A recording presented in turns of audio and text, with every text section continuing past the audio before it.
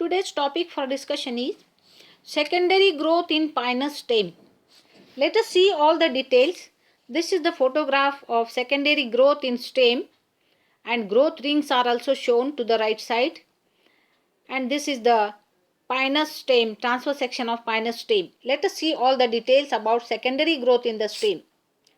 Formation of a complete cambial ring within the stellar zone, as in dicot, marks the beginning of the secondary growth.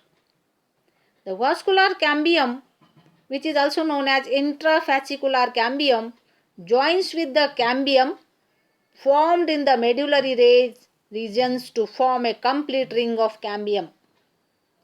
This cambial ring cut off derivatives both to the inside as well as outside.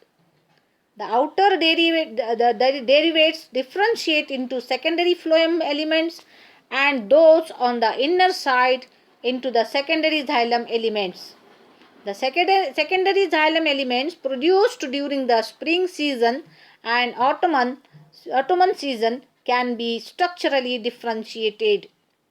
The secondary xylem referred to as spring wood, or it is also known as early wood, are thin-walled with larger lumen. Autumn wood or late wood is formed in autumn and characterized by thick-walled xylem elements with smaller lumen. Early wood together with late wood formed during 1 year constitute a growth ring or annual ring. The growth ring is also known as annual ring. As the plant grows, every year one annual ring is added through its activity of first formed cambial ring. Thus, the number of growth rings are indicative of the age of the pine plant. In the pith as well as in secondary xylem are located the resin ducts formed schizogenously. The amount of phloem produced by the cambial ring is very less.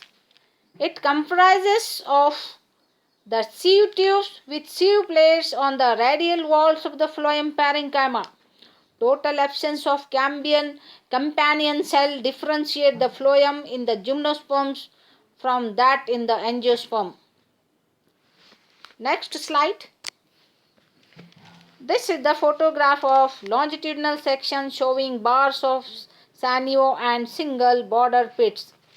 Secondary xylem chiefly consists of xylem tracheids and xylem parenchyma. Characteristic border pits are located in the radial walls of the tracheids. A border pit shows a pit membrane consisting of middle lamella and primary wall. Due to the absence of secondary wall deposition, the thin pit membrane allows the flow of water molecules across it. The secondary wall is deposited on the primary wall except in the region of the pit. It overarches the pit membrane and reduces the dimensions of the pit aperture or pit pore. In the center of the pit membrane, the primary wall is thickened to form the torus. Similar thickenings of primary wall are located above and below the border pits, which are referred to as bars of sanio, or these are also referred as crassulae. Often a pit in trachydial element is opposed by a pit in the neighboring tracheid to form a pit pair. The xylem rays are uniserrate and 2 to 6 cells in height. Their orientation within the secondary xylem is best studied in RLS, that is radial longitudinal section, and TLS, that is tangential longitudinal section of the wood. In RLS, the stem is cut radially, while in TLS, it is cut tangentially. Let us see the details of RLS of wood. In RLS, the tracheids get exposed in the surface view. Each bordered pit shows a central torus. The border is formed due to the arches of secondary wall and crassulae. The rays being radially oriented, only the radial length and the vertical height of the ray can be studied from the RLS. Let us see the details of TLS of wood. In TLS, the border pits can be observed in sectional view. The xylem rays also being exposed in its sectional view. The thickness of the ray as well as its vertical height can be studied from TLS.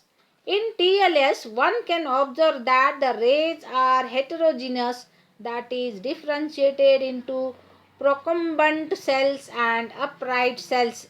The photograph is shown. It is a TLS of wood of the Pinus. Let us see something about the extrastellar secondary growth in stem. In this case, the normal periderm formation through the activity of core cambium results in a extrastellar secondary growth in pine stem. Cork cambium or phylogeny arises in the outer parenchymatous cortex and produces thick-walled suberized cells towards the outside, forming the cork or the phylem. Thin-walled parenchyma produced by phylogeny on the inside forms the secondary cortex or phylloderm.